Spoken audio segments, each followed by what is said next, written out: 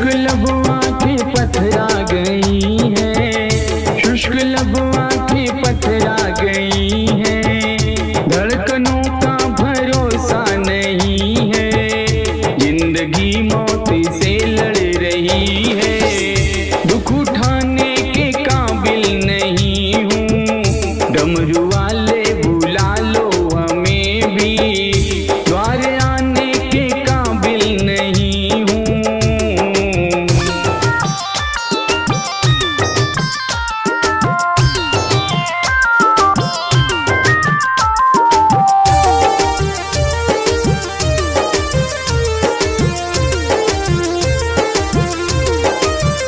गम ने मारा है, गम ने सताया, गम ने मारा है, गम ने सताया।